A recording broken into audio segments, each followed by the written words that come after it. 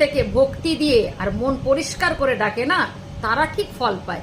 তোমাদের মতো শয়তান বান্দররা কোনোদিনই এর ফল পাবে না গো, পেতে পারে না। কারণ তুমি ওখানে দেখতে গেছিলে কি হয় কি না হয়। আমি একটা ফুটেজ নেব, সেই ফুটেজ কেটে গেছিলে। তুমি যে ধরা পড়ে যাবে সেটা বুঝতে পারোনি। তবে একটা কথা তোমাকে আমি একটা কথা বলি, তোমাদের মতো শয়তান বান্দরের জন্যে মন্দির মসজিদ নয়।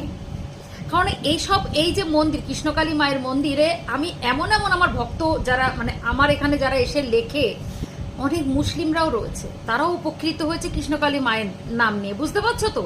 তাহলে ভক্তিতে মানুষ উদ্ধার নয় কি? কর্ম ভক্তি এগুলো ঠিক আছে। তোমার এই যে তুমি যে কেচ্চা করতে বসেছো, আর তোমাকে নিয়ে এখন সবাই যারা চায় না যে মন্দিরটা হোক, হ্যাঁ বিভীষণ যারা আর কি, বিভীষণ, তো তারাও এখন তোমাকে নিয়ে ব্যবসা শুরু করেছে।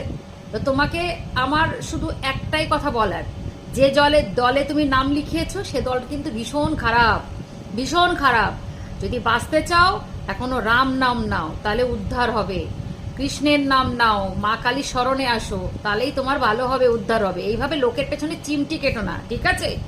আর উদ্দেশ্য তো একটাই, মন্দির হতে দেব না। ছি ছি ছি ছি ছি, সনাতনের কলঙ্ক, হিন্দু ধর্মের কলঙ্ক তোমরা।